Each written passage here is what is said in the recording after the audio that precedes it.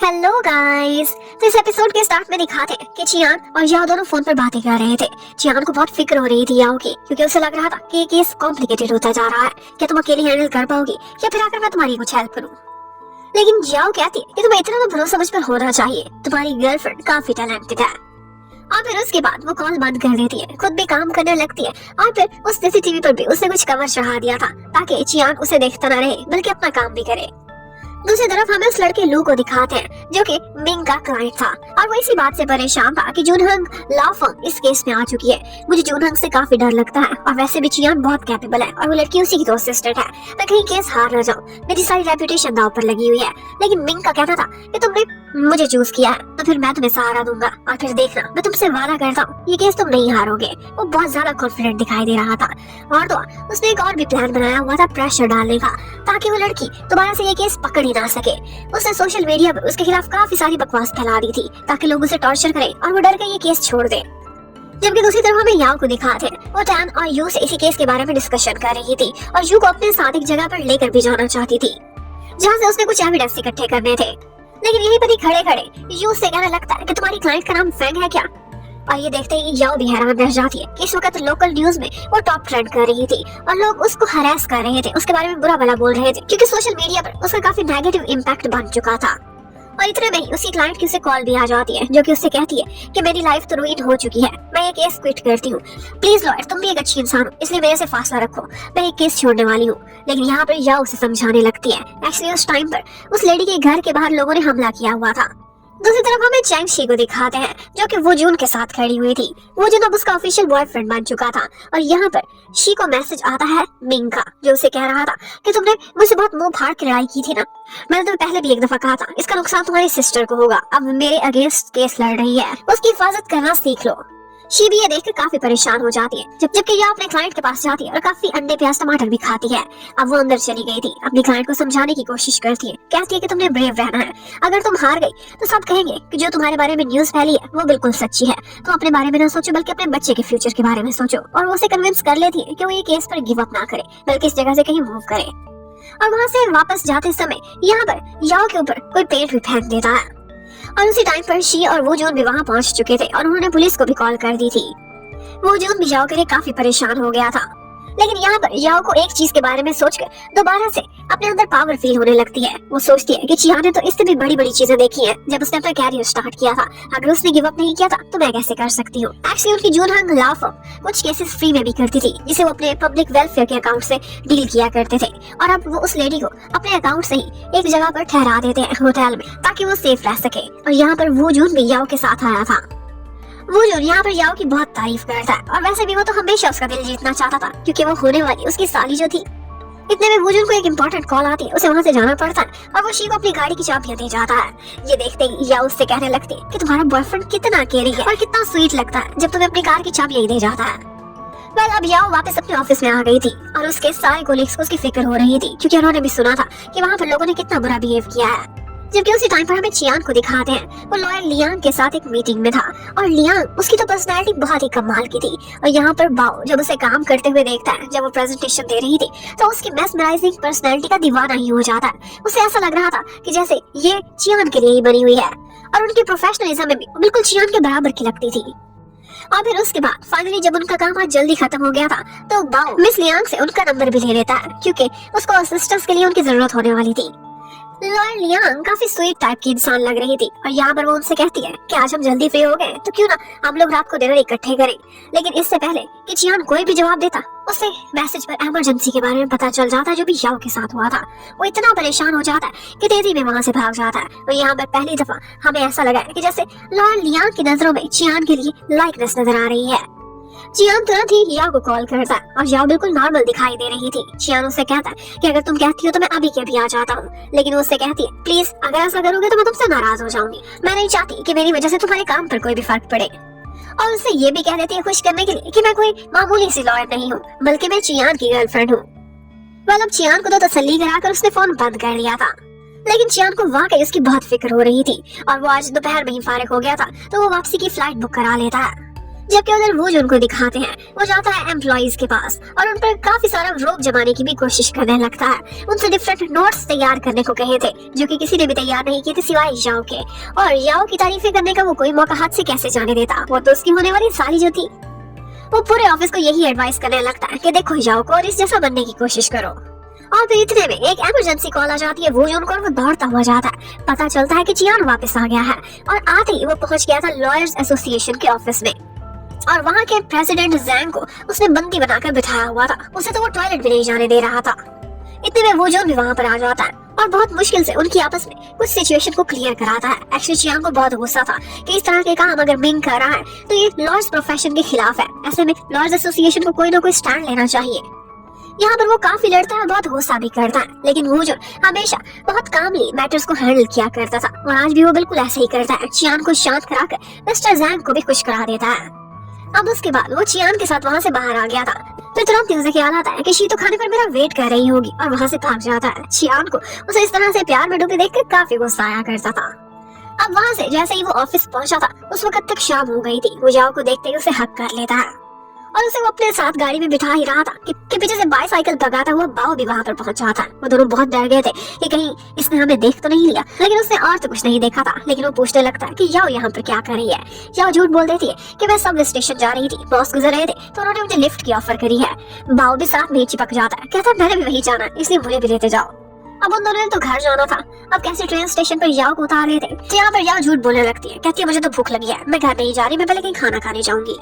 लेकिन अभी भी बाओ ने उसका पीछा नहीं छोड़ा था। वो कहता है ठीक है फिर मैं भी खाना खाने के लिए तुम्हारे साथ ही चलूंगा। अब जियान को मजबूरन उससे साथ बिठाना पड़ता है और उन दोनों की बेचारों की डिनर डेट यहाँ पर बाओ ने काफी खराब कर दी थी। बाओ का तो ज्यादातर खाने पर ही ध्यान था, लेकिन यहाँ पर चियान और याओ ने एक दूसरे के हाथ पकड़े हुए थे। इतने में अचानक से एक दफा बाओ नीचे झुकता है और फिर ऊपर देखता है। लगता है कि दोनों पकड़े गए थे, लेकिन बाओ वहाँ पर पड़े चिकन की एक एक्स्ट्रा बाउल को देखकर काफी खुश हो गया था और उसने उनके हाथ पकड़े पर नोटिस भी नहीं किया था। इतने में जब यहाँ पर बैठे वो दोनों बातें कर रहे थे तो वहीं पर याओ को एक आइडिया आ जाता है अपने केस के बारे में और जैसे ही उसे वो हिंट क्लिक करता है वो तुरंत ही वहाँ से उठकर भाग जाती है। चियान को उसकी काफी फिक्र तो हो रही थी कि इसने खाना नहीं खाया, लेकिन वो खुश भी था कि मेरी होने वाली वाइफ तो मुझसे भी ज्यादा प्रोफेशनल है। अब लेट नाइट तक याओ घर पर काम करती रहती है और उसे भूल ही गया था कि चियान भी आया हुआ है और उसने उसे भी कुछ समय देना है। चियान बेचारा बाहर सोफे पर ही सो गया था। वो आती है उसको कवर करती है, लेकिन वो जाग जाता है और उससे कहता है कि शुक्र है तुम्हें भी मेरा ख्याल आया। नेक्स्ट मॉर्निंग ही चियान की दोबारा से फ्लाइट थी, उसे दोबारा से दूसरे शहर जाना था। वो सिर्फ और सिर्फ याओ से मिलने के लिए आया था। तो यहाँ पर याओ उसके बैग को पैक देखती है तो उसमें कुछ और चीजें भी पैक कर देती है अपनी तरफ से। यहाँ पर उसने सप्लीमेंट्स भी रखे थे और ऊपर उसके लिए एक प्यार भरा मैसेज भी लिखा था।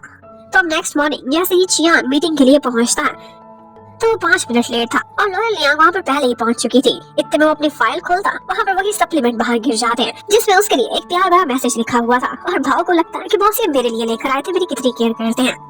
लेकिन यहाँ पर लियांग ने नोटिस कर लिया था कि चियान के फेस पर स्माइल आ जाती है जो कि प्यार वाली स्माइल लगती है और आज लियांग ने उनको अपने साथ डिनर करने पर मना ही लिया था। और उसके बाद दिखाते हैं कि चियान वो जो उनको फोन करता है और उसे स्पेशल यही इंस्ट्रक्शंस देता है कि तुमने याओ का खास ख्याल रखना है। और वो जो उनको यही लग रहा था कि ये इसलिए कह रहा है क्योंकि वो मेरे होने वाली साली है और मेरे शी के सामने नंबर बढ़ेंगे, मेरा दोस्त मेरी कितनी केयर करता है। इतने में पीछे से उसे लियांग की भी आवाज आ जाती है और वो जान जाता है कि ये दोनों आज इकट्ठे खाना खा रहे हैं। अब उसे तो यही लगने लगता है कि लियांग और चियान इन दोनों के बीच लव ब्लूम होने वाला है। वो अपने फ्रेंड के लिए काफी खुश हो जाता है।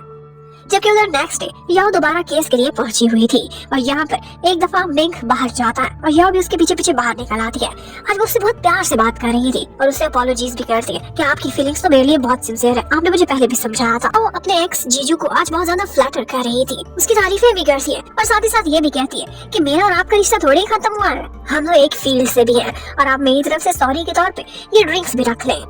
और फिर उसके बाद केस की प्रोसीडिंग स्टार्ट हो जाती है।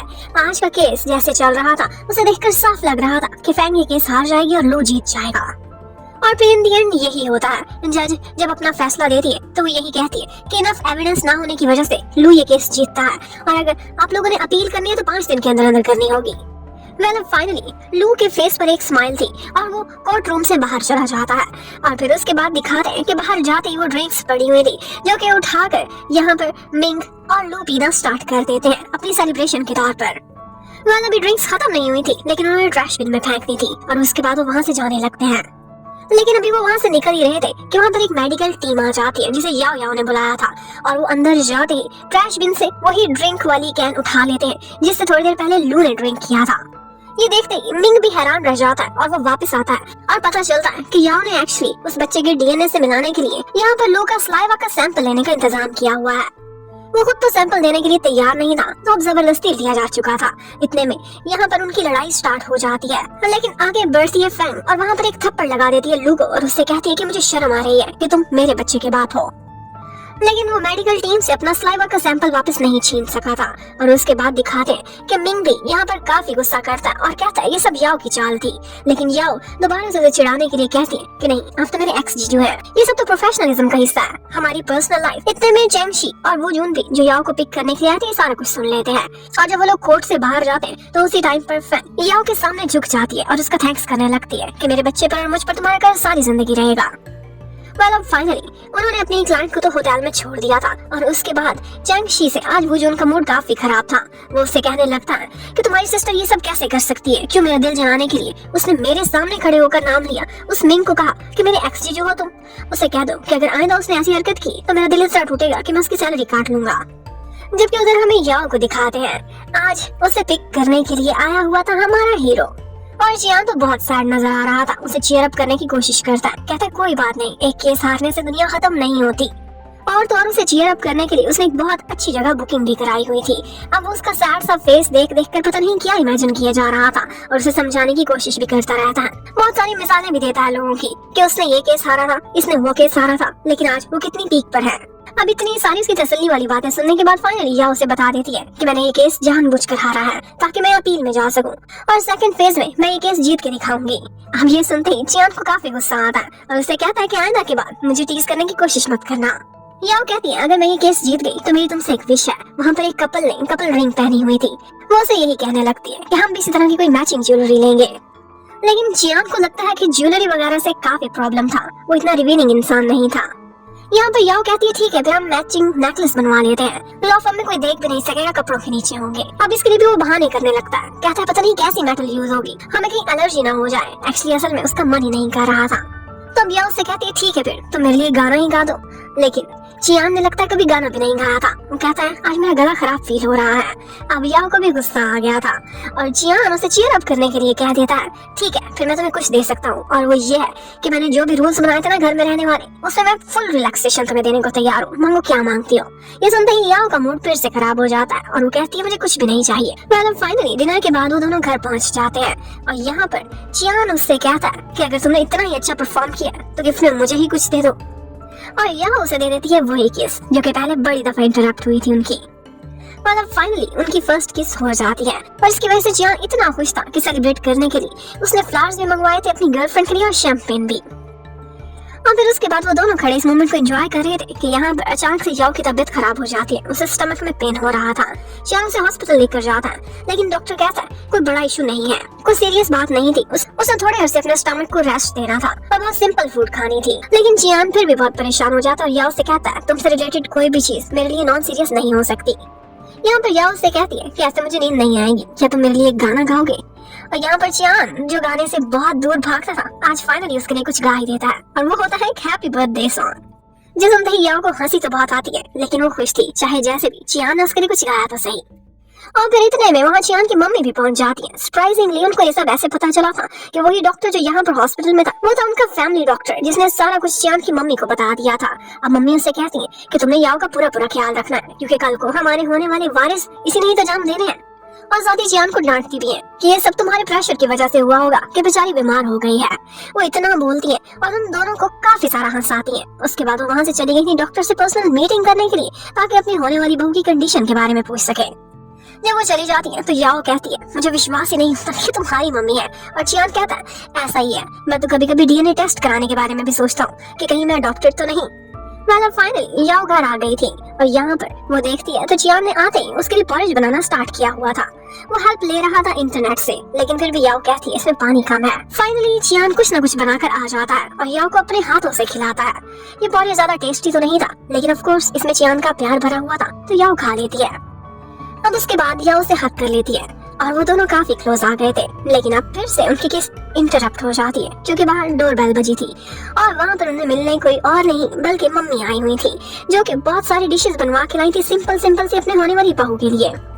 और जब उन्हें पता चलता है कि मेरे बेटे ने इसके लिए पॉलिश बनाया तो वो जाकर चेक भी करती हैं। वो बहुत खुश थी कि चियान प्रोग्रेस कर रहा है। और फिर फाइनली चियान अपनी मम्मी को ज्यादा बातें नहीं करने देता और याओ की रेस्ट का बहाना करके उन्हें वहाँ से भेज देता है। अब वो कहता है कि जब तक याओ सोएगी नहीं मैं उसके कमरे में बैठकर उसका ख्याल रखूंगा। अब उसके सामने ऐसे बैठ जाता है कि जैसे काम कर रहा हो, लेकिन काम नहीं बल्कि याओ पर उसकी नजरें ज्यादा थी। वो वहाँ पर अपने टाइम में उसकी फोटोज भी बनाता है और यहाँ पर उनके बीच कुछ रोमांटिक सीन्स भी होते हैं। अब याओ देखती है तो नेक्स्ट मॉर्निंग चियान बहुत जल्दी उठ गया था और उसके लिए कुछ सिंपल सा नाश्ता बनाने की कोशिश कर रहा था, लेकिन लगता है कि कोशिश नाकाम रही थी। याओ ने भी सोचा था बेचारा हार गया है, लेकिन इसने कोशिश तो की, मुझे इनकरेज करना चाहिए। वो रेडी होकर आती है तो पता चलता है कि टेबल पूरा सजा पड़ा है। खुद तो उसने बस एक सिंपल सी चीज बनाई थी जो कि थे स्पिनच के नूडल्स। अब उनकी शक्ल बिल्कुल कैटरपिलर जैसी थी और ये याओ का खाने का मन ही नहीं कर रहा था। वो इधर उधर की चीजें खाती है पर चियान कहता है ये मैंने अपने हाथ से बनाए हैं, ठंडे हो जाएंगे, ये तो पहले टेस्ट करो। अब यहाँ पर याओ को खाने पड़ते हैं और वो झूठे मुंह की तारीफ भी बहुत करती है और ये सुनकर ही चियान खुश हो जाता है। लेकिन बाद में जब खुद टेस्ट करता है तो पता चलता है कि ये तो खाने के काबिल ही नहीं थे। जबकि अगर वो जून को दिखाते हैं, आज वो लॉयर लियांग से मिलने के लिए जाता है और उसे आज एक बहुत बड़ी ऑफर देता है। कहता है कि हमारी जून हंग लॉ फर्म में एक फीमेल पार्टनर की जरूरत है, अगर तुम यहाँ पर आना कंसीडर करो तो हमारे लिए भी ऑनर की बात होगी। वो उसे कहती है कि मैं भी जिस लॉ फर्म में हूँ काफी खुश हूँ, लेकिन तुम बार बार ऑफर दे रहे हो तो इस बारे में सोच के फैसला करूंगी। और फिर उसके बाद ऑफिस का सीन दिखाते हैं। आज एक मीटिंग चल रही थी और उस मीटिंग के स्टार्ट में यहाँ पर चियान सबके सामने अनाउंस करता है कि याओ ने अभी तक बहुत अच्छा परफॉर्म किया है, जिसकी वजह से वो उसे अपना परमानेंट एम्प्लॉय रख लेते हैं। उसका प्रोबेशनरी पीरियड ओवर होने पर लगता है कि याओ से भी ज्यादा खुशी चियान को हुई थी। जबकि उधर याओ एक तो अपनी जॉब पक्की होने पर खुश थी, दूसरा चियान की तरफ से लव नया नया ब्लूम हो रहा था। आज वो टिंग टिंग से मिलने के लिए जाती है, लेकिन टिंग टिंग की बातों से ज्यादा तवज्जो उसकी अपनी और चियान की लव स्टोरी पर थी। वो उसकी कोई बात भी नहीं सुन पाती और ज्यादातर खोई खोई रहती है। अब उसके बाद वो जाती है स्पा में। आजकल अपनी स्किन केयर बहुत करने लग गई थी। टिंग टिंग उससे कहती है कि देखो तुम और चियान कितने अरसे से इकट्ठे रहते हो, क्या थोड़ी भी प्रोग्रेस नहीं हुई? तुम कितनी शर्मीली और कितनी इनोसेंट हो। और फिर उसे चियान का दिल जीतने की और भी टिप्स बताने लगती है और इतने में याओ को चियान का ही फोन आ जाता है और टिंग टिंग तुरंत ही वहाँ से निकल जाती है कि तुम इससे मिलने के लिए जाओ, मेरा बहाना मत लगाना क्योंकि मैं कबाब में हड्डी नहीं बनना चाहती। अब स्पा से होने के बाद वो सीधी जाती है शॉपिंग करने के लिए अपने बॉयफ्रेंड के साथ और यहाँ पर वो दोनों काफी सारा एंजॉय करते हैं और बहुत सारी शॉपिंग भी करते हैं। कि चियान और याओ दोनों शॉपिंग करके वापस आ गए हैं और अब वो दोनों ही अपने अपने कमरे में जाकर पैकिंग करने लगते हैं क्योंकि उनकी टीम बिल्डिंग एक्सरसाइज के लिए उनके पूरे ऑफिस समय तो उन्होंने कहीं आउटिंग के लिए जाना है। चियान ने भी सारी प्लानिंग की हुई थी। उसने वहाँ पर सिर्फ एक ही लग्जरी डिलक्स रूम बुक कराया था जो कि वहाँ पर पहुँचने वाले सबसे पहले मेंबर को मिलेगा। ऑफ कोर्स वो शॉर्टकट तलाश कर लेता है और उसने ये प्लान किया था कि वो और याओ वहाँ पर फर्स्ट जाएंगे। जबकि याओ उधर वो भी अपनी पैकिंग कर रही थी और उसने एक नाइटी भी खरीदी हुई थी जिसे देखते ही उसे पता नहीं क्या क्या सपने आने लगते हैं, लेकिन वो नाइटी छुपा लेती है। जैसे ही चियान उसके कमरे में कोई बात करने के लिए आता है पर चियान ने ये नाइटी देख ली थी। वो उसे देखते ही कहने लगता है कि मेरे से वेट नहीं होगा, मैं तो अभी इसमें तुम्हें देखना चाहता हूँ। पर ये सुनते ही याओ उसे वहाँ से भगा देती है और फिर नेक्स्ट डे का सीन दिखाते हैं। वो लोग एक हिल पॉइंट पर पहुँच जाते हैं जहाँ पर सारा ऑफिस काफी खुश दिखाई दे रहा था और फिर यहाँ पर अनाउंसमेंट की जाती है कि उन लोगों ने अपने होटल तक पहुँचना है और रास्ता वो लोग खुद ही तलाश करेंगे और पैदल पहुँचने की कोशिश करेंगे। जो सबसे पहले आएगा उसे डिलक्स रूम मिलेगा और जो सबसे लास्ट में आएगा उसे बाहर टेंट में सोना पड़ेगा। चियान याओ के कान में कह देता है कि तुम बस मेरे साथ साथ रहना, फिर देखना डिलक्स रूम हमारा ही होगा। लेकिन याओ को तो उसके फ्रेंड्स छोड़ नहीं रहे थे तो यहाँ पर चियान बहाना बनाता है, कहता है एक केस है बहुत अर्जेंट और उस पर मैंने डिस्कशन करनी है याओ के साथ, इसलिए आप लोग आगे आगे चले। और फिर वो दोनों डिस्कशन करते हुए पीछे पीछे आ रहे थे, लेकिन बाओ तो उनके साथ साथ ही रहता है। यहाँ पर यू और तैन दोनों एक कपल थे तो वो भी एक बहाना बनाकर बाओ को और बाकियों को आगे भेज देते हैं ताकि वो अकेले समय बिता सके। और फिर ऑफ कोर्स बाओ अकेला रह जाता है, जबकि रास्ते में चियान याओ का हाथ पकड़कर उसे शॉर्टकट से निकाल के ले जाता है। अब वो दोनों एक विशिंग ट्री के पास पहुंचते हैं जहाँ पर याओ विश मांगती है और चियान बस प्यार से उसे देखता है। लेकिन इतने में ही वहाँ बारिश स्टार्ट हो गई थी और एक काफी रोमांटिक सीन बन जाता है जब चियान अपना कोट उतार कर उसको भगाता हुआ अपने साथ लेकर जाता है। वो लोग एक जगह शेल्टर लेते हैं। वो जगह बहुत सुंदर थी और नेचर में वो बहुत एंजॉय करते हैं। और फिर उसके बाद एक जगह पिगी बैक करके चियान को याओ को कैरी भी करना पड़ता है जब जगह मडी आ गई थी। और फिर दिखाते हैं कि जब तक वो होटल में पहुंचे थे तब तक पूरा स्टाफ पहले ही पहुंच चुका था। बारिश की वजह से उनको देरी हो गई थी। फाइनली अनाउंसमेंट होती है तो पता चलता है कि बाओ को वो डिलक्स रूम मिला है, जबकि चियान और याओ जो सबसे एंड पर आए हैं उन्हें टेंट में रहना पड़ेगा। ये सुनते ही चियान तो काफी खुश हो गया था। वो तो टेंट में भी खुश था जब तक याओ उसके साथ थी। लेकिन बाओ कहने लगता है कि इतने बड़े रूम में मैं अकेला क्या करूंगा, मैं अपने फ्रेंड्स को इनवाइट करना चाहता हूँ। उसे अलाउ कर दिया जाता है लेकिन यू और टैन दोनों इनकार कर देते हैं। अब वो आता है याओ के पास और कहता है प्लीज मेरी इज्जत रख लो, नहीं तो सब मेरा मजाक उड़ाएंगे कि मेरे साथ कोई डिलक्स में भी नहीं रहना चाहता। चियान आके तो बहुत दिखाता है लेकिन याओ बाओ की इज्जत रख लेती है और उसके साथ एक फ्रेंड के तौर पर रहने के लिए मान जाती है। अब वो चियान को उसके टेंट तक छोड़ने के लिए आती है। यहाँ पर वो दोनों एक दूसरे को देखते हैं लेकिन किसी होने ही वाली थी कि फिर से इंटरप्ट हो जाते हैं। यहाँ पर खाने पर सारे कोलीग्स इकट्ठे बैठे हुए थे। टैन ने अपने पास ही याओ की जगह रखी हुई थी तो वो चियान के पास बैठ भी नहीं पाती। और फिर इतने में वो जो भी वहाँ आ जाता है जिसने अपने साथ शी को भी लिया हुआ था। वो शी को सबसे इंट्रोडक्शन कराता है लेकिन शी की ग्लोरी एक दफा खत्म हो गई थी। वो बहुत शाइनिंग लॉयर हुआ करती थी लेकिन आजकल उसके पास ज्यादा केसेस नहीं होते थे। उसके पर्सनल इश्यूज की वजह से उसकी प्रोफेशनल लाइफ पर भी काफी इफेक्ट हुआ था। लेकिन यहाँ पर वो जो उन सबको यही इनकरेज करता है कि आप लोग शी को समझाए ना कि जोनहन कितनी अच्छी फर्म है और ये भी हमें ज्वाइन कर ले। तो सारे कोलीग्स यहाँ पर शी को यही कहने लगते हैं कि आप हमारे साथ ज्वाइनिंग के बारे में सोचें और शी भी सबको यही कहती है कि ऑफ कोर्स जरूर सोचूंगी। और फिर उसके बाद सभी लोग रात को आउटिंग के लिए बाहर निकल जाते हैं। यहाँ पर टैन याओ के साथ थी जिसकी वजह से वो चियान के साथ ज्यादा समय नहीं बिता सक रही थी। लेकिन याओ जिस भी स्टॉल पर उसके करीब भी जाती थी उसका कुछ लेने का मन करता था, चियान को पता चल जाता था। वो अनाउंसमेंट करा देता था कि स्टॉल से खरीदने के पैसे बॉस पे करेंगे और इस तरह से वो 3-4 आइटम्स अपने कोलीग्स को दिला देती है जो कि ऑफ कोर्स याओ की वजह से मिली थी। और फिर फाइनली चियान और याओ एक स्टॉल पर खड़े रहते हैं, बाकी लोग आगे गुजर जाते हैं जिसकी वजह से उन्हें मौका मिल जाता है एक दूसरे के साथ समय बिताने का।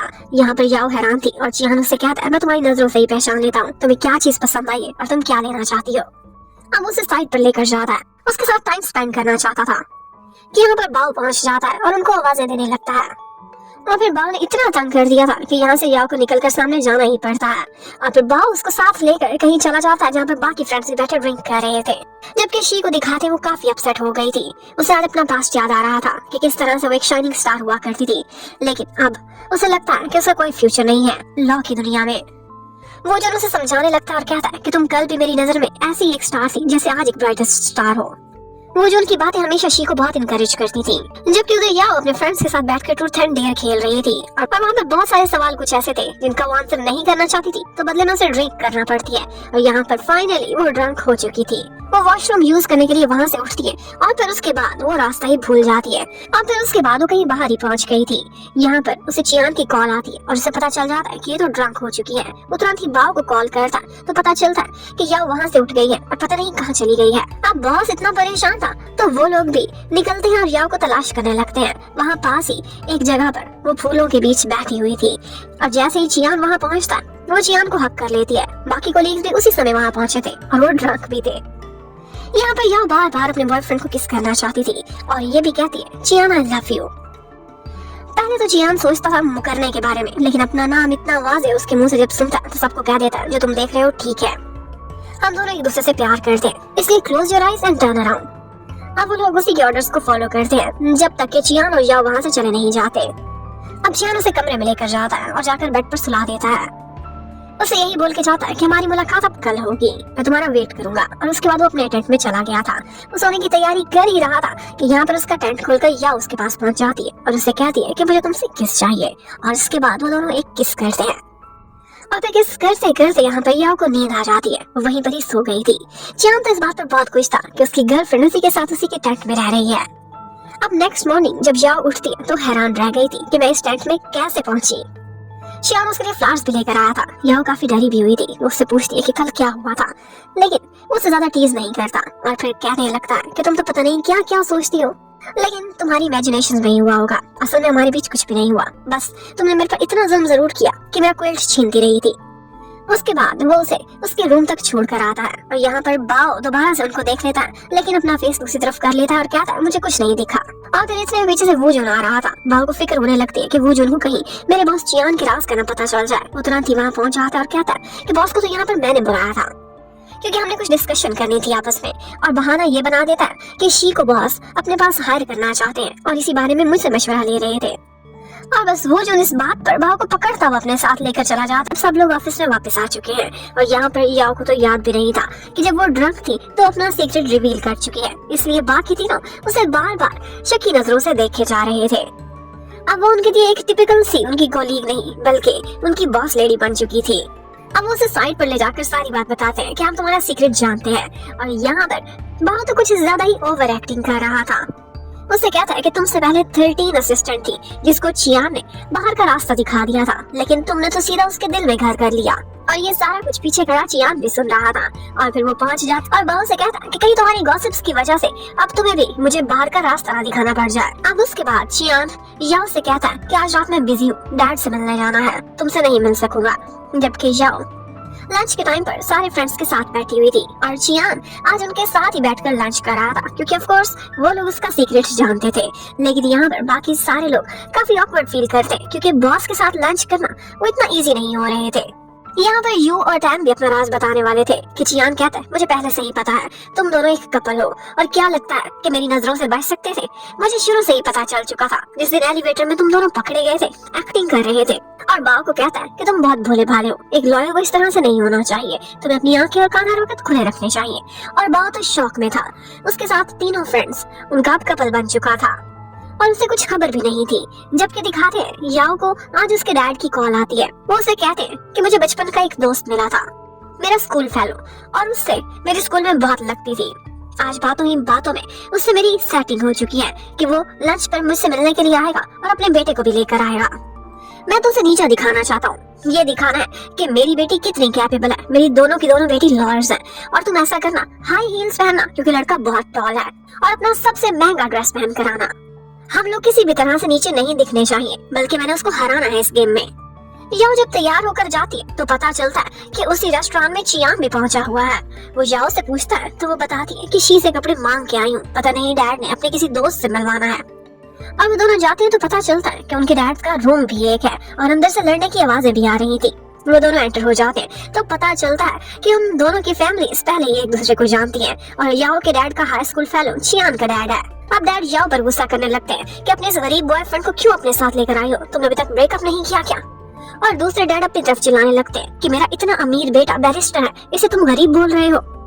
अब यहीं पर उनकी लड़ाई स्टार्ट हो जाती है और बहुत मुश्किल से चियान जाकर उनको शांत कराता है। लेकिन यहाँ पर मम्मी होश में रहती है और सबसे पहले चियान की मम्मी आगे बढ़ती है और हमेशा की तरह ओवर एक्टिंग करती हुई कहने लगती है कि अगर तुम मेरे बेटे की ऑफिशियल गर्लफ्रेंड हो तो ये मेरा खानदानी कंगन अब तुम्हारा हुआ, और जल्दी से उसके हाथ में पहना देती है।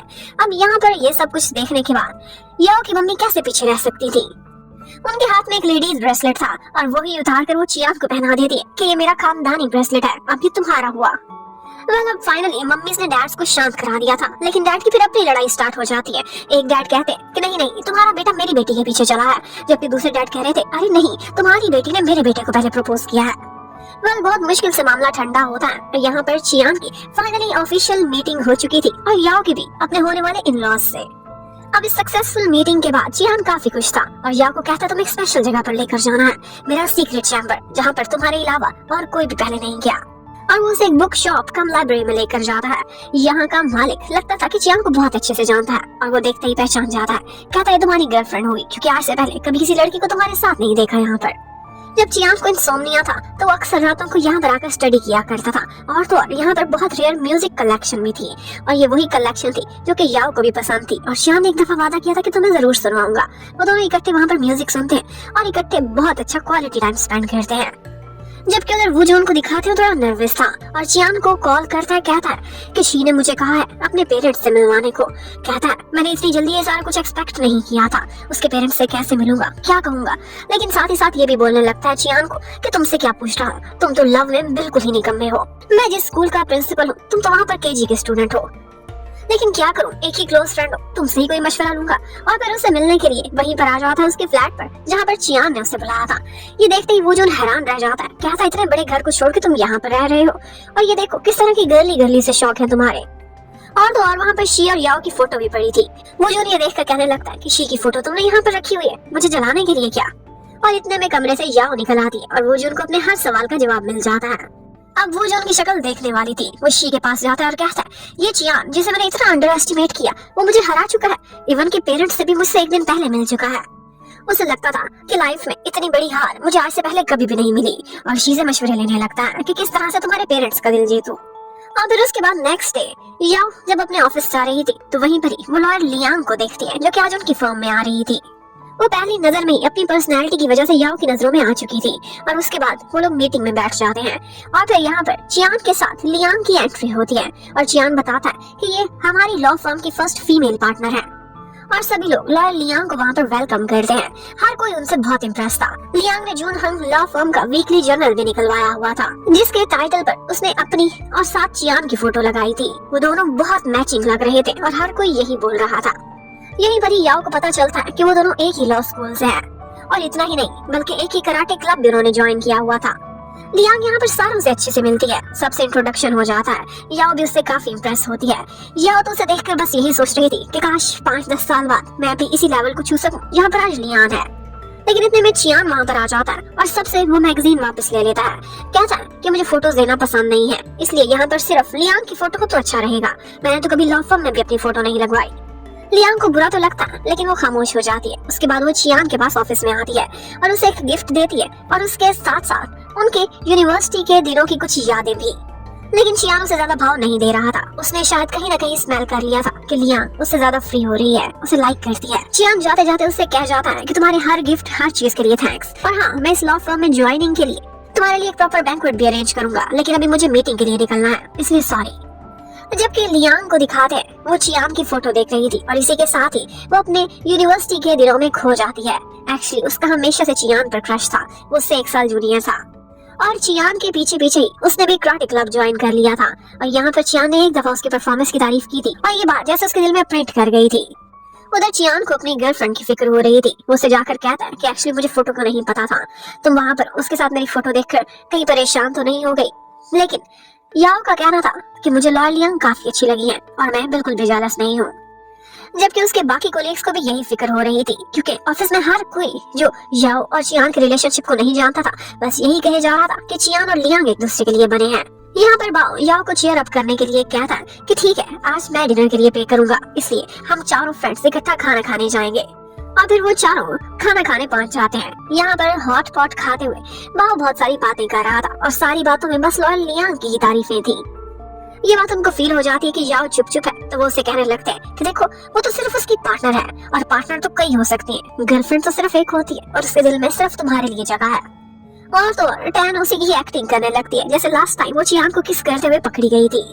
इतने में पीछे से चियान पहुंच जाता है, और उसे देखते ही वो तीनों के तीनों ऐसे गायब होते हैं जैसे गधे के सर से सींग। यहाँ पर चियान आकर बैठ जाता है और अपनी गर्लफ्रेंड से कहता है कि सारा दिन मैंने कुछ नहीं खाया, अब मुझे पॉरेज चाहिए वरना मेरे स्टमक एक हो जाएगा।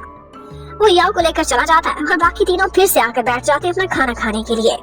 याओ अपने हाथ से उसके लिए पॉरेज बनाती है, लेकिन कहती है कि इसके बाद मैं काम करने चली जाऊंगी क्योंकि मुझे बहुत मेहनत करनी होगी। आज लॉयल लियांग को देखकर मेरी लाइफ के नए गोल्स सेट हो चुके हैं। यहाँ पर चियान बार बार उसे समझाता है कि तुम लियांग से कभी भी जेलस मत होना, अगर मेरे दिल में किसी के लिए जगह है तो वो सिर्फ और सिर्फ तुम हो। और मुझे बहुत फिक्र हो रही थी कि मैगजीन पर मेरे साथ उसकी फोटो देखकर कहीं मेरी गर्लफ्रेंड नाराज ना हो जाए। लेकिन याओ उसके लिए पॉरेज बनाती हुई वहाँ से अंदर स्टडी के लिए चली जाती है, जबकि चियान अपना मुंह भी जला बैठता है। पॉरेज इतना गर्म था कि लियांग बहुत अच्छे से रेडी होती है और डिनर के लिए जाती है। उसे लगा था कि डिनर देने का वादा तो मुझे चियान ने किया था जून हंग में वेलकम करने के लिए, तो वही मेरा वेट कर रहा होगा। लेकिन जब वो आगे जाती है तो दूसरा पार्टनर वहाँ बैठा था, और वो था वूजून को देखते ही लियांग का मूड काफी खराब हो जाता है, लेकिन फिर भी उसे अपने फेस पर स्माइल सजानी पड़ती है। वूजून उसको फॉर्मली अपनी इस लॉ फर्म में वेलकम करता है, और उसके बाद सैड सी लियांग वहाँ से बाहर चली जाती है, सिर्फ चियान की यादों को अपने दिल में बसाए हुए। अब नेक्स्ट मॉर्निंग दिखाते हैं कि वो चियान के कमरे में जाती है, जान के वो बहाने तलाश करती थी उससे बात करने के, लेकिन वो उसे ज्यादा टाइम नहीं देता था। अब उसके बाद वो जाती है प्रिंटर के पास कुछ काम करने के लिए। यहाँ पर याओ उसे ऑफर करती है कि मैं आपके लिए स्कैन कर दूंगी। तो लियांग खड़ी याओ से बातें कर रही थी। उसी टाइम पर याओ का लैपटॉप भी सामने पड़ा हुआ था, और उसके लैपटॉप पर वीचैट कनेक्टेड था, जिस पर लियांग मैसेज देख रही थी जो कि चियान के आ रहे थे, और वो यही कह रहा था कि अपने बॉयफ्रेंड के लिए भी थोड़ा सा टाइम निकाल लिया करो। अब लियांग को यही सही शक पड़ जाता है कि जैसे याओ और चियान कहीं रिलेशनशिप में तो नहीं। और फिर उसके बाद वो कमरे में जाती है, इसी बारे में सोच रही थी कि फिर वो उनकी वेबसाइट चेक करती है और ग्रुप्स में कुछ फोटोज भी थी उनके रिसेंट ट्रिप की। और यहाँ पर कुछ फोटोज से उसे कंफर्म हो जाता है कि अक्सर चियान की नजरें याओ की तरफ होती थी, जिससे उसे शक कंफर्म हो जाता है कि 100% ये दोनों एक दूसरे के बॉयफ्रेंड गर्लफ्रेंड हैं। अब लियांग भी एक चाल चलती है, ऐसा करती है कि एक दफा कॉफी बनाने के लिए जाती है। वहाँ पर एक लड़की बैठी हुई थी जो गॉसिप्स क्वीन थी उनकी ऑफिस की। वो जाती है और उससे कहने लगती है कि बॉस लेडी नहीं नजर आ रही। ये सुनते ही वो हैरान रह जाती है, तो वो उससे कहती है क्या तुम्हें नहीं पता कि चियान की गर्लफ्रेंड है याओ, और शायद उसे इस फर्म में हायर भी उसने इसी वजह से किया है क्योंकि वो अपनी गर्लफ्रेंड को अपने करीब रखना चाहता था। अब वो लड़की हैरान हो जाती है और लियांग जाते जाते उसे कह जाती है कि किसी को बताना मत। और ऑफ कोर्स उसने पूरी दुनिया में ये बात फैलानी थी। अब नेक्स्ट डे जैसे ही याओ ऑफिस में आती तो हर तरफ गॉसिप्स फैली हुई थी। टैन भी हैरान रह गई थी कि ये सीक्रेट तो सिर्फ हमें पता था, इन सबको कैसे मालूम पड़ गया। और तो और ऑफिस में ये बातें फैलती फैलती यहाँ तक पहुँच गई थी कि चेंग याओ की सिस्टर चेंग शी वो भी वू जोन के पीछे पड़ी हुई है और ये दोनों गर्ल्स किसी तरह से हमारे बॉसेस को अपने हाथ में करना चाहती हैं। यहाँ पर एक दफा चेंग याओ जाती है अपने लिए पानी लेने के लिए, तो यहाँ पर भी उनकी लड़ाई हो जाती है। एक गर्ल से बातें लगा रही थी और बुरा भला कह रही थी कि तुम अपने चियान से रिलेशनशिप को यूज कर रही हो इस ऑफिस में अपनी जगह बनाने के लिए। लेकिन पीछे से लियांग आ जाती है और उसे कहती है कि क्या तुम्हें जून हंग पर थोड़ा सा भी शक है? यहाँ पर हर काम मेरिट पर होता है, जो कुछ भी है ये उसका पर्सनल मैटर है। लेकिन यहाँ पर चेंग याओ ने जो कुछ भी कमाया है वो सिर्फ अपनी मेहनत से किया है। और फिर चेंग याओ के सामने अपनी जगह बनाने के बाद वो उसे अपने ऑफिस में बुलाती है और कहती है कि मैं बहुत खुश हूँ तुम्हें और चियान को लेकर। और फिर उससे पूछने लगती है कि ये सब कैसे हुआ, तुमने कैसे चियान का दिल जीता। वो तो याओ से उसके और चियान की कुछ सीक्रेट्स जानना चाहती थी, लेकिन याओ सारी बातें गोल मोल कर जाती है, लेकिन कोई भी बात सीधे से नहीं बताती कि वो दोनों एक कपल कैसे बने। अब यहाँ पर लियांग उसे एक ऑफर देती है और कहती है कि देखो ऑफिस में काफी गॉसिप्स हो रही है, ऐसे में हो सकता है तुम अनईजी फील करो क्योंकि तुम चियान की टीम में हो, लोग बातें तो बनाएंगे। अगर उसकी टीम से मूव करके तुम मेरी टीम में आना चाहती हो तो मैं तुम्हें वेलकम करती हूँ। अब याओ भी सीधी घर जाने की बजाय आज चली जाती है शी के पास और उससे कहने लगती है कि मैं बहुत अपसेट हूँ क्योंकि मेरी और चियान के रिलेशनशिप की बात ऑफिस में आउट हो चुकी है, पता नहीं किसने फैलाई है। शी उसके लिए परेशान होती है लेकिन साथ ही उसे हिम्मत भी दिलाती है, कहती है कि चाहे लोग जितनी भी बातें करें तुम अपनी जॉब नहीं छोड़ोगी। यहाँ पर याओ उससे कहने लगती है कि मैं सीरियसली सोच रही हूँ कि चियान की टीम से मूव करके मैं लियांग की टीम में चली जाऊँ। जबकि दूसरी तरफ हमें चियान को दिखाते हैं वो एक दूसरे शहर में अपने एक बिजनेस टूर पर गया हुआ था बाओ के साथ, और यहाँ पर काम खत्म होता है बहुत लेट नाइट। बाओ चियान को रोक कर बताता है कि सर ऑफिस में आज खलबली मची हुई है क्योंकि आप दोनों की रिलेशनशिप की बात आउट हो चुकी है और मैं तो शपथ खाने को तैयार हूँ, हम तीनों में से किसी ने ये बात नहीं कहीं फैलाई। यहाँ पर चियान कहता है कि मेरी कल की ही वापसी की टिकट करा दो। और फिर नेक्स्ट मॉर्निंग याओ जैसे ही ऑफिस में आती है उसने तो चियान को कुछ भी नहीं बताया था, लेकिन चियान आता है और सारे ऑफिस के सामने उसका हाथ पकड़कर उसे अपने साथ खड़ा कर देता है और कहता है जैसा कि सबको पता चल चुका है ये मेरी गर्लफ्रेंड है, और हाँ जो लोग भी गॉसिप्स कर रहे हैं मैं उनको क्लियर कर देना चाहता हूँ कि ये मेरे पीछे नहीं चली बल्कि मैंने इसे फॉलो किया है, मैंने इसका दिल जीतने की कोशिश की थी, मुझे इस पर पहले प्यार आया था, इसलिए प्लीज याओ के बारे में कोई भी गलत बातें ना फैलाए। और साथ ही साथ वो ये भी वादा करता है कि जैसे बाकी लोगों को रखा जा रहा है मैं याओ को भी बिल्कुल वैसे ही रखता हूँ। ऑफिस में हम दोनों की रिलेशनशिप की वजह से इसे कोई फायदा नहीं पहुँचने वाला, ये बाकियों जैसा काम करेगी और बाकियों की तरह से ही इसे प्रमोशंस मिलेंगी। टैन ने एक बात नोटिस की थी और वो ये थी कि लियांग का फेस उस वक्त बहुत बुरा सा बना हुआ था। टैन को लियांग पर शक हो जाता है। उसके बाद चियान लियांग के पास जाता है और कहता है कि मैंने सुना है याओ तुम्हारी टीम में आना चाहती है, ठीक है उसका ख्याल रखना, वो अच्छी लड़की है और अच्छे से काम भी करेगी। अब उसके बाद फ्रेंड्स तो सैड हो रहे थे, लेकिन ऑफ कोर्स याओ ने उसकी टीम से मूव आउट कर जाना था और वो थोड़ा डेस्क आगे ही अब लियांग की टीम का हिस्सा बन जाती है। लेकिन लियांग अपने साथ कुछ लॉयर्स लेकर आई थी और वो उनसे याओ का इंट्रोडक्शन भी इसी तरह से कराती है जैसे उनको बताना चाहती है कि ये चियान की गर्लफ्रेंड है। अब याओ बेचारी सारा दिन फारिग बैठी रहती है, वो चाहती थी कि अपने नए कोलीग्स के साथ थोड़ी दोस्ती लगा सके, अपनी टीम के साथ घुले मिले, उनकी हेल्प करे काम में, लेकिन कोई भी उसे अपने करीब नहीं आने देता था। इवन के उसे बॉस लेडी समझकर सारे उससे फासला रखते थे, कोई भी नहीं चाहता था कि उसे दोस्ती करे या उसके करीब आए।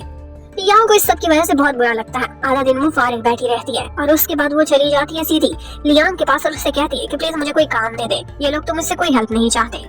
तो लियांग भी उससे ठीक वाला काम लेने की बजाय उससे उल्टे सीधे काम लेने लगती है, कभी कोई फाइल कहीं पहुंचाने को कह देती थी तो कभी किसी शॉप से कोई बुक उठाने को, और तो और रास्ते में से इतनी दौड़ें लगवाती थी कि अपने लिए कॉफी और टेक आउट्स भी मंगवाती रहती थी।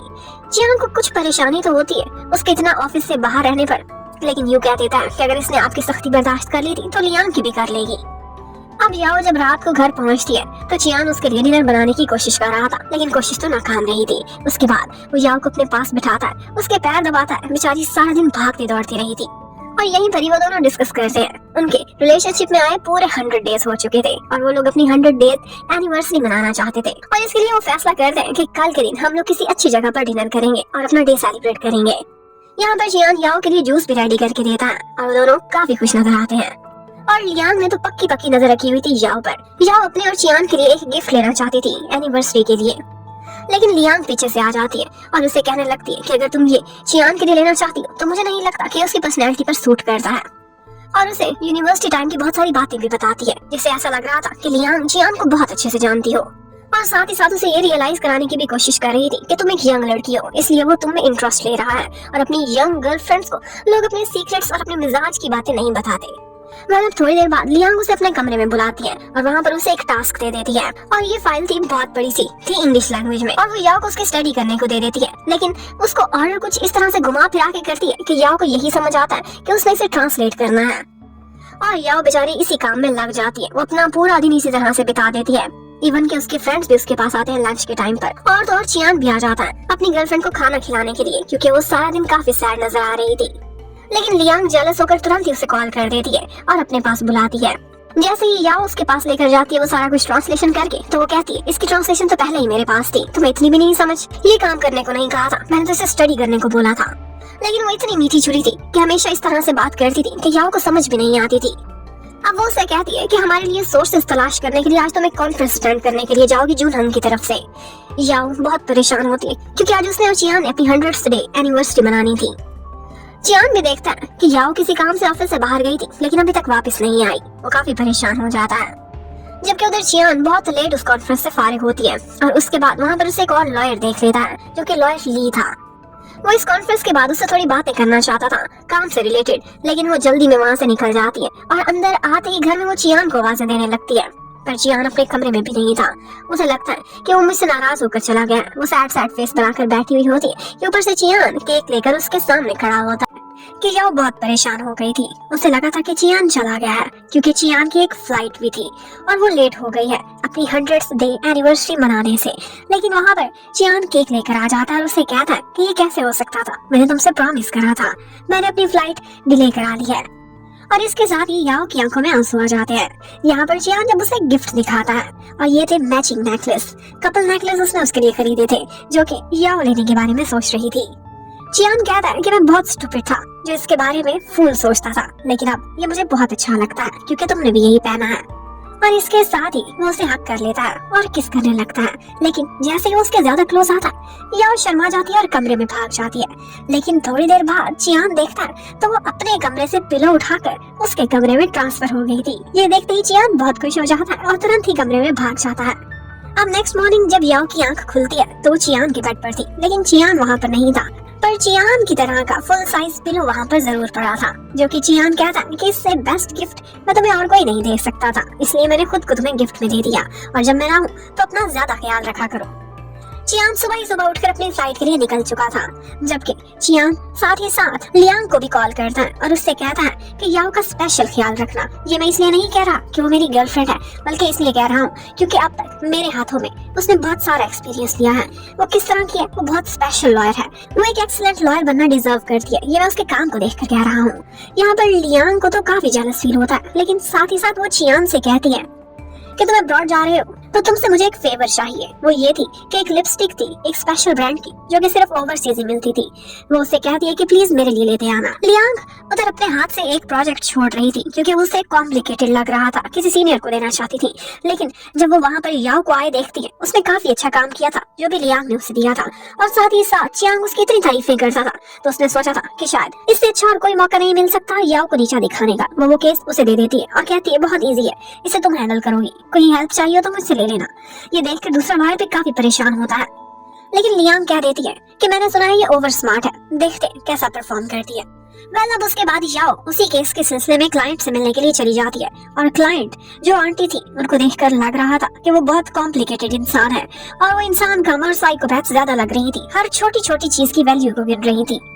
अब जब याओ उस डिफिकल्ट सी आंटी से मीटिंग करने के बाद ऑफिस में वापस आती है तो वहाँ पर टैन भी उसके पास आ जाती है एक बहाने से। उसके लिए चाय और केक भी लेकर आई थी और साथ ही साथ कह रही थी कि आज के दिन मैं काफी फ्री हूँ, अगर तुम्हें कोई हेल्प की जरूरत हो तो मुझे बताने में रिलक्टेंट न होना। तो यहाँ पर याओ उससे कहने लगती है कि मुझे सब पता चल गया, एक्चुअली चियान ने जाते जाते तुम्हें कहा है ना मेरी हेल्प करने को। और वाकई ऐसा ही था, चियान ने टैन को कहा था एज फ्रेंड कि प्लीज याओ का ख्याल रखना, लेकिन याओ को लगता था कि वो ये केस खुद ही हैंडल कर सकती है। जबकि उधर चियान ओवरसीज अपनी एक मीटिंग अटेंड कर रहा था और जैसे ही मीटिंग ओवर होती है वो अपने क्लाइंट से वहाँ पर पूछता है कि नियरेस्ट बीच कौन सा है यहाँ पर, और तुरंत ही वो कोस्ट लाइन पहुँच जाता है और वहाँ से कॉल करता है याओ को। एक्चुअली याओ का सपना था, वो उसके साथ बीच पर जाना चाहती थी। वो उसे वीडियो कॉल में ये सारा नजारा दिखाता है और यहाँ पर याओ और वो फैसला करते हैं कि बहुत जल्द वो लोग भी वेकेशन पर जाएंगे किसी बहुत अच्छी जगह, किसी अच्छे से बीच पर। अब याओ अपनी डॉक्यूमेंटेशन कंप्लीट करके नेक्स्ट ईयर लियांग के पास लेकर जाती है और लियांग भी उसके वर्किंग स्टाइल को देखकर काफी इंप्रेस हुई थी। गलती निकालने की काफी कोशिश करती है, लेकिन फिर फेस पर एक स्माइल सजाए उसकी तारीफ करनी पड़ती है। अभी याओ के चले जाने के बाद वो अपने दूसरे लॉयर से कहती है कि जाओ और इसमें से कोई गलती तलाश करके लाओ, लेकिन बदले में वो लॉयर उल्टा याओ की तारीफें करने लगता है और कहता है कि मैंने पहले ये काम चेक कर लिया है 2 दफा। और अब समझ आइए कि चियान वाकई इसकी इतनी तारीफ क्यों करता है। ये लड़की रियल में कैपेबल है। और उसकी ये तारीफ सुनकर फिर लियांग का चेहरा देखने वाला था, उसका लगता है कि सारा मजा खराब हो चुका था।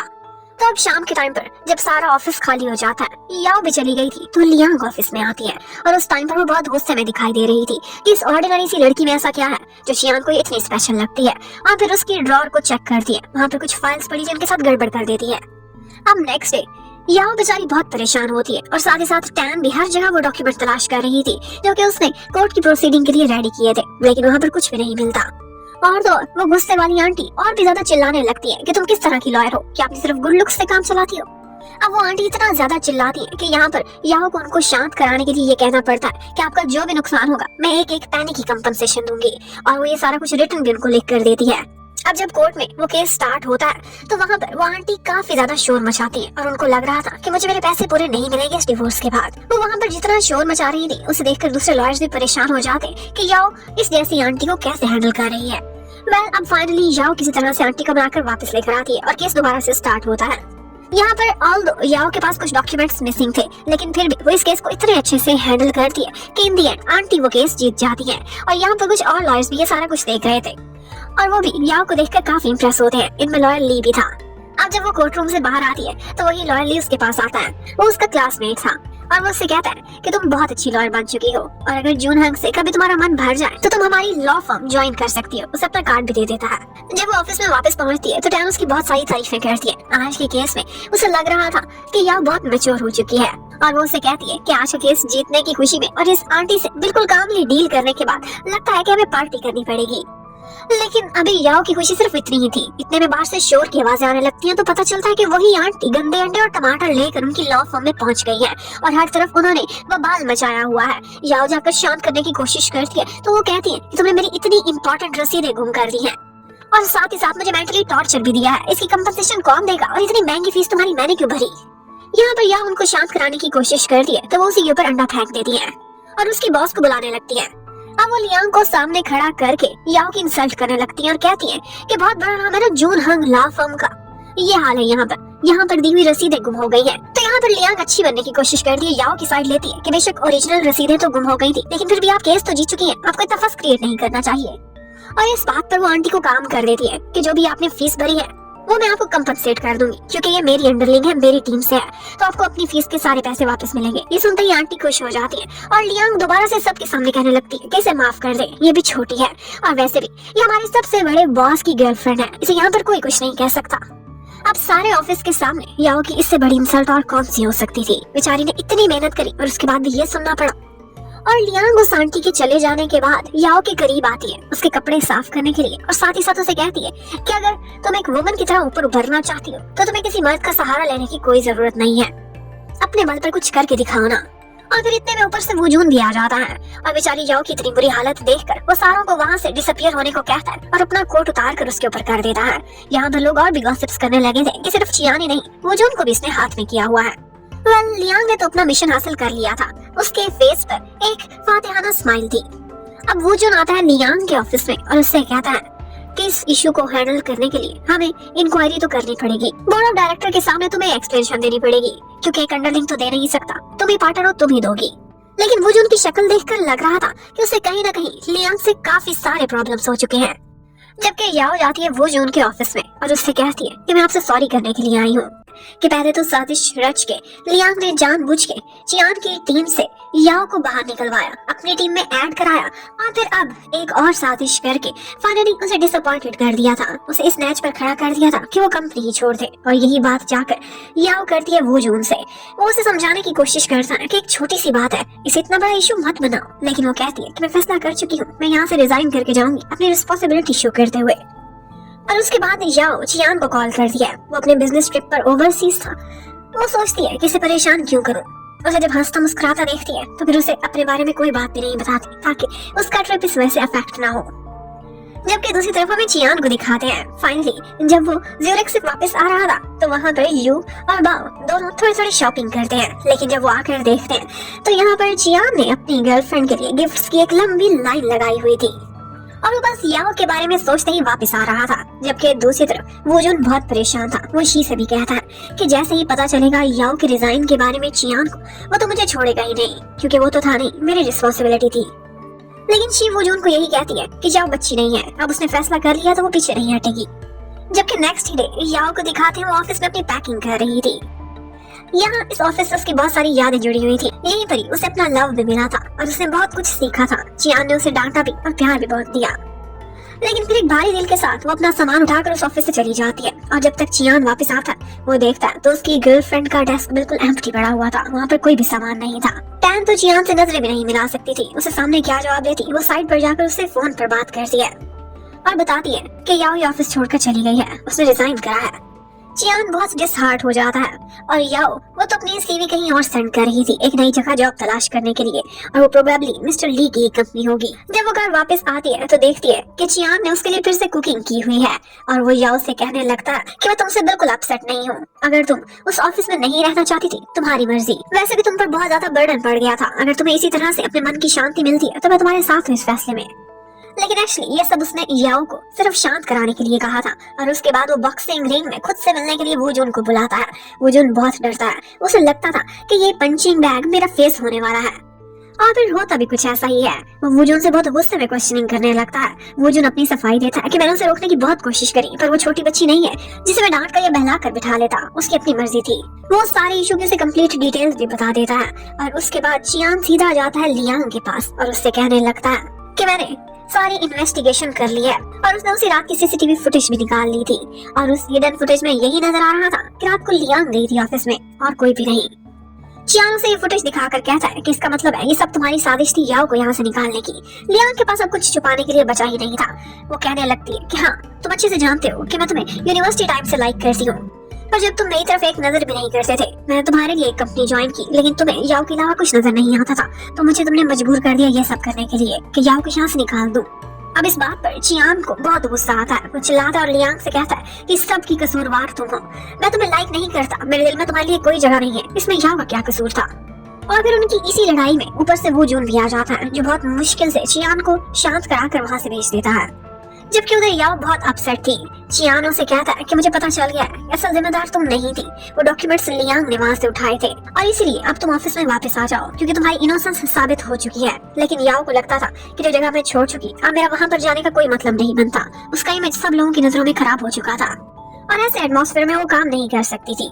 जबकि वो जोन अकेले में लियांग से मिलने के लिए बाहर कहीं जाता है और उसे उन तीनों की इकट्ठी फोटो दिखाकर कहता है कि कितना अच्छा था जब हम लोग सिर्फ फ्रेंड्स थे, तो हमारे लिए सिर्फ एक यूनिवर्सिटी फेलो थी और तुम्हारी हमारी नजरों में बहुत रिस्पेक्ट भी थी, लेकिन ये सारा कुछ रुइन हो गया सिर्फ तुम्हारी साजिशों की वजह से। लेकिन अभी भी मौका है, अगर तुम याओ से जाकर अपोलोजाइज कर लो तो सब कुछ ठीक हो सकता है, सब कुछ वापस पहले जैसा हो जाएगा। और लियांग को देखकर लग रहा था कि वाकई वो जो उनकी बातों का उस पर असर हो रहा है। उसे समझ आई थी कि इतना कुछ करने के बाद उसने सिर्फ और सिर्फ खोया है, पाया कुछ भी नहीं। और फिर वो तुरंत ही कॉल करती है याओ को और उसे एक जगह पर मिलने के लिए बुलाती है।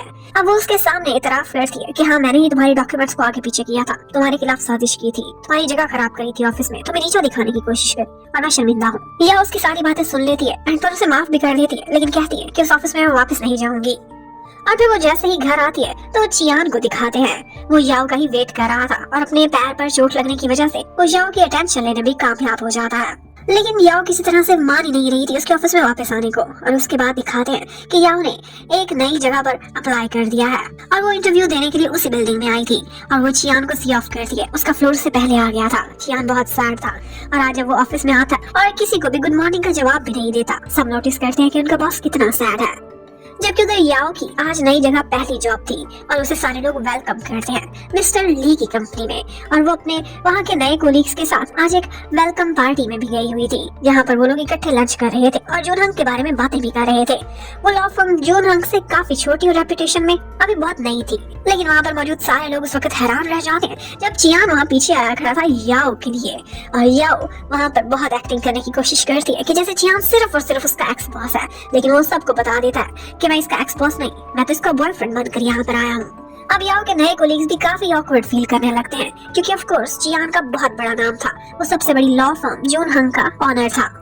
अब याओ अकेले में जाकर चियान पर काफी गुस्सा भी करती है कि तुम्हें ऐसा नहीं करना चाहिए था, मैं तुम्हारा नाम नहीं चाहती अपने सर्कल में, मैं सिर्फ अपनी पहचान चाहती हूँ। और फिर किसी तरह से उसे मनाकर वहाँ से भेज देती है। और फिर अपने नए कोलीग से भी यही बात जाकर शेयर करती है कि मैं नहीं चाहती कि कोई भी मेरे रूम में आए कि मैं चियान की गर्लफ्रेंड हूँ। मैं बिल्कुल आप लोगों जैसी एक जूनियर सी लॉयर हूँ जिसे बहुत कुछ सीखने की जरूरत है और आप लोगों के साथ मिलकर काम करूंगी। लेकिन चियान तो नेक्स्ट डे ऑफिस में जाते हुए याओ के नए बॉस को काफी धमकाने की भी कोशिश करता है कि मेरी गर्लफ्रेंड को तंग करने की कोशिश न करना। पर एंड टाइम पर याओ आकर चियान को रंगे हाथों पकड़ लेती है और उसे ऐसे काम करने से रोक देती है। वेल अब इसी तरह से दिन गुजरते रहते हैं। चियान अपने ऑफिस में जाता था और याओ अपने ऑफिस में, लेकिन चियान कभी भी याओ से बेखबर नहीं रहता था। वो हमेशा उसके व्हाट्सएप स्टेटस चेक करता रहता था। वो जब भी अपने कोलीग्स के साथ किसी लंच या डिनर पर जाती थी तो वो चोरी चोरी उन्हें ऑब्जर्व करता था, उनकी बातें भी सुनता था। जबकि एक दिन याओ को चियान की मम्मी मिलने के लिए आती है। वो काफी परेशान थी। उन्हें लगता था कि अगर याओ ने ये ऑफिस में जॉब छोड़ दी है तो कहीं इन दोनों के बीच लड़ाई तो नहीं हो गई, कहीं ब्रेकअप तो नहीं हो गया। वो याओ को काफी मनाने की भी कोशिश करती है कि मेरे बेटे को छोड़कर मत जाना, तो मुझे बहुत पसंद हो। और तो और चियान को भी धमकी दे देती हैं कि अगर तुम दोनों के बीच किसी वजह से कोई लड़ाई है तो सुलह कर लो, क्योंकि तुम्हारे डैड को और मुझे याओ बहुत पसंद है और वही हमें बहू के तौर पर स्वीकार होगी।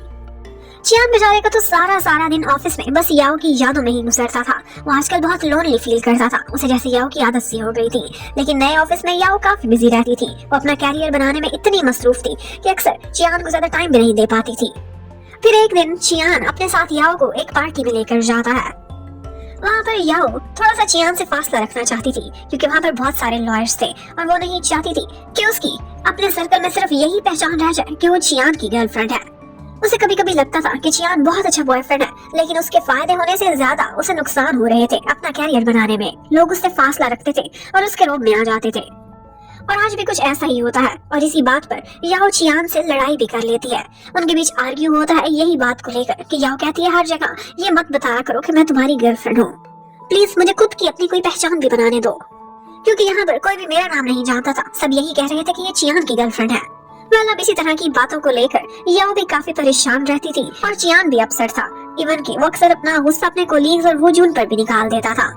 और बस इसी तरह के चियान के चिड़चिड़ेपन और उन दोनों के इकट्ठे ना नजर आने की वजह से हर तरफ यही बातें फैल रही थी कि जैसे याओ और चियान का आपस में ब्रेकअप हो चुका है। और बहुत से लोग यही गॉसिप्स करते पाए जा रहे थे। हालांकि असल में ऐसा कुछ भी नहीं था। उन्होंने बस एक दूसरे से मिलना जुलना थोड़ा कम किया था। उधर याओ को अपने नए ऑफिस में आज एक नया केस मिलता है जो कि काफी कॉम्प्लिकेटेड टाइप का था। वो अपने क्लाइंट से भी मिलती है जिसके हस्बैंड की डेथ हो गई थी और उसकी कंपनी मदर इन लॉ और वाइफ दोनों के बीच लटक के रह गई थी। वाइफ चाहती थी कि वो कंपनी उसे मिले क्योंकि उसका उस पर अधिकार था, लेकिन मदर इन लॉ को लगता था कि सिर्फ पैसे के लिए वो कंपनी चाहती है। और फिर एक दफा याओ उसी म्यूजिक स्टोर पर जाती है। वहाँ पर वही गाने सुन रही थी जो उसने और चियान ने इकट्ठे सुने थे। चियान भी उसी लाइब्रेरी में इत्तेफाक से उसी टाइम पर पहुँचता है, लेकिन जब तक वो आया था तब तक याओ वहाँ से चली गई थी और उसे सिर्फ इतना ही पता चलता है कि याओ यहाँ पर आई थी। अभी उनके बीच इसी तरह की खामोश सी जंग चल रही थी कि यहीं पर एक और बड़ा प्रॉब्लम खड़ा हो जाता है और वो ये था कि याओ ने जो नया केस लिया था वही केस उसका अपोनेंट लॉयर कोई और नहीं बल्कि चियान ही था। चियान जाता है और याओ से कहता है कि प्लीज इस केस से तुम विदड्रॉ कर लो, मुझे नहीं पता था कि यहाँ की लॉयर तुम हो। पर याओ ऐसा करने से इनकार कर देती है और कहती है कि प्लीज प्रोफेशनली बिहेव करो। और बस इसी बात को लेकर उनके बीच फासले कुछ और भी बढ़ जाते हैं।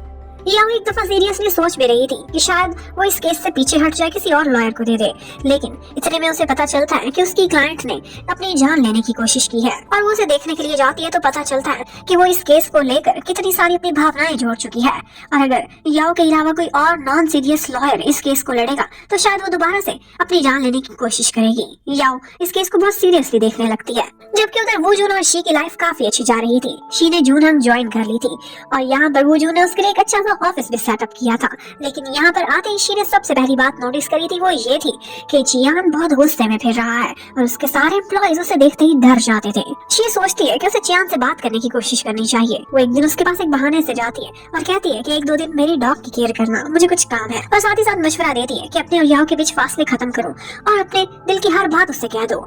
इस तरह से दिल में बातें रखने से मामले और खराब होंगे। और फिर चियान फाइनली याओ से मिलने के लिए जाता है, लेकिन ये उनकी एक ऑफिशियल मीटिंग ज्यादा थी क्योंकि उन्होंने केस पर डिस्कशन करनी थी। यहाँ पर याओ अपने ढंग से उस केस को बताने लगती है कि किस तरह से मेरी क्लाइंट कितनी सीरियस है और उसने सुसाइड अटेम्प्ट भी करी है, इसलिए मैं इस केस से पीछे नहीं हटूंगी क्योंकि मुझे लगता है कि मेरे अलावा कोई भी इस केस में 100% नहीं देगा जितना मैं दे सकती हूँ। तो अब चियान याओ की सारी बातें सुनने के बाद जब घर वापस आता है तो अपने डॉग के साथ टाइम स्पेंड करता है और कुछ डीपली सोच रहा था इसी बारे में। और यहाँ पर वो अपनी डॉग के साथ एक फोटो भी अपलोड करता है अपने स्टेटस पर, जिसे देखकर याओ काफी फ्रेश हो जाती है। और फिर उसके बाद हमें पता चलता है कि एक्चुअली चियान ने क्या प्लान किया था। वो कभी भी याओ के अपोनेंट वो केस नहीं लड़ना चाहता था। वो ऐसा करता है कि हॉस्पिटल में पहुंच जाता है और उस मदर इन लॉ की और उस वाइफ की आपस में मीटिंग करा देते हैं। यहाँ पर एक्चुअली वो दोनों ही बिल्कुल गलत नहीं थी, उनके बीच कुछ मिसअंडरस्टैंडिंग थी जो कि फाइनली क्लियर हो जाती है और इस तरह से इस केस की सेटलमेंट हो जाती है बिना कोर्ट में जाए। और यहाँ पर चियान की ये बहुत बड़ी सक्सेस थी। उसे लग रहा था कि जिस तरह से इन दोनों की सुलह हो गई है इस तरह से उसकी और याओ की भी सुलह हो सकती है। वो याओ को मनाता है और फाइनली याओ भी मान जाती है। वो दोनों हाथ पकड़कर वहाँ से बाहर जाते हैं और यहाँ पर याओ का पैर मुड़ जाने की वजह से चियान उसे कैरी भी करता है और वो उसे पिगी बैक करता हुआ एक पॉइंट पर लेकर जाता है जहाँ पर फाउंटेन शो चल रहा था। यहाँ से उनकी पहले भी बहुत अच्छी यादें जुड़ी हुई थी। यहाँ पर चियान उसका हाथ पकड़ता है और उससे कहने लगता है कि याओ मैं तुमसे शादी करना चाहता हूँ, हम किस तरह से अपने पेरेंट्स से बात चलाएं। ये सुनते ही याओ शर्मा जाती है और काम का बहाना करके वहाँ से निकल जाती है, लेकिन चियान सैड हो गया था। उधर वो जून को भी नेक्स्ट डे पता चल गया था कि चियान की और याओ की आपस में सुलह हो चुकी है और वो एक दूसरे के खिलाफ केस भी नहीं लड़ रहे।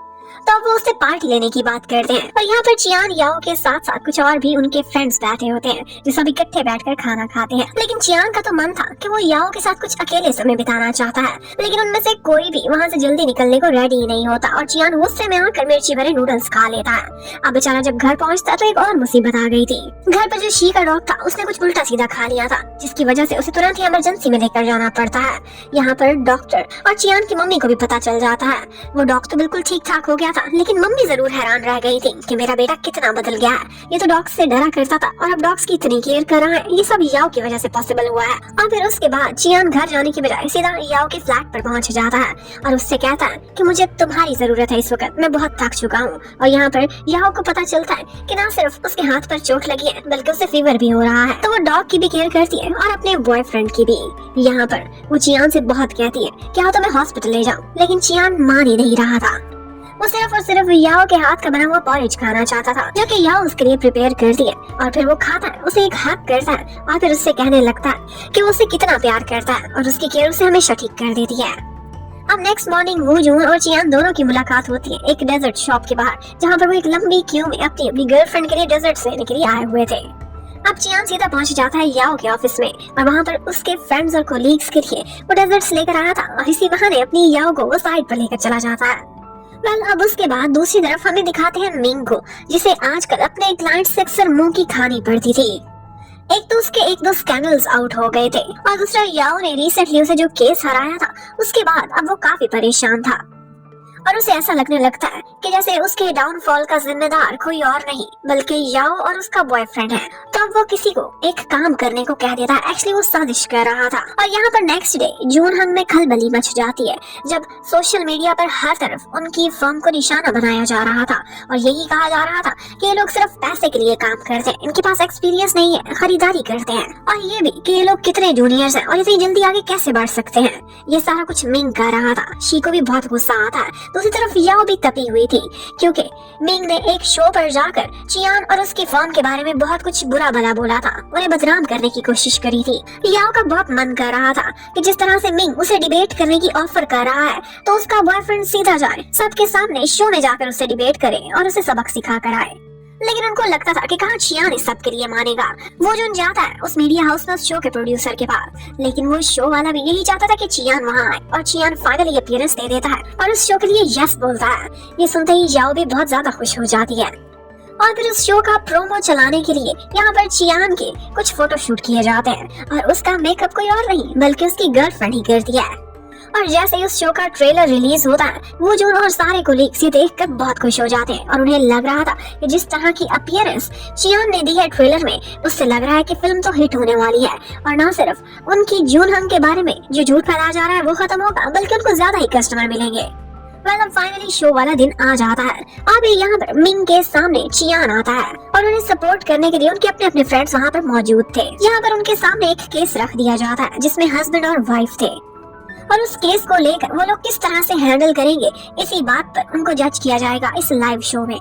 यहाँ पर मिंग और चियान जिस तरह से बिहेव करते हैं और ऑफ कोर्स यहाँ पर चियान अपनी स्मार्टनेस की वजह से लॉ की टर्म्स में मिंग को पीछे छोड़ देता है और ऑब्वियसली वो मिंग से काफी आगे दिखाई दे रहा था। और फिर इतने में एक और बम फूट पड़ता है मिंग पर जब उसे पता चलता है कि शी ने उसके खिलाफ स्टैंड लेने का फैसला किया है। वो अपना एक वीडियो भी रिकॉर्ड करती है और साथ ही साथ अपने फ्लैट की सीसीटीवी फुटेज भी दिखाती है कि किस तरह से मिंग ने उस पर हमला किया था।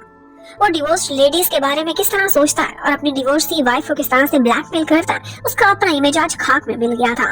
और फाइनली जिस तरह से शी ने पहले उसे छोड़ दिया था अब वो फैसला करती है कि इसे जरूर इंसाफ दिलाएगी। अब मीडिया के सामने चियान भी आता है और सबको यही कहता है कि मुझे सिर्फ मजबूर किया गया था वरना शायद मैं इस तरह से लाइमलाइट में ना आता। और साथ ही साथ वो ये भी कहता है कि लाइफ मैरिज और डिवोर्स के बारे में मेरे ख्यालात बदलते जा रहे हैं और उसकी वजह कोई और नहीं बल्कि मेरी गर्लफ्रेंड है। उधर मिंग को फाइनली सजा दिलवाने के बाद अब वूजून और शी काफी खुश नजर आ रहे थे। वो एक हैप्पी कपल बन चुके थे और उन्हें देखते ही चियान भी याओ से मौके का फायदा उठाते ही उसे राजी कर लेता है और उससे कहता है कि हम लोग जल्द ही शादी करेंगे। और अब की बार याओ भी उसे यस कर देती है। वो दोनों किस करते हैं शादी के वादे के साथ और यहीं पर इस ड्रामे की हैप्पी एंडिंग हो जाती है। Thank you for watching, bye bye.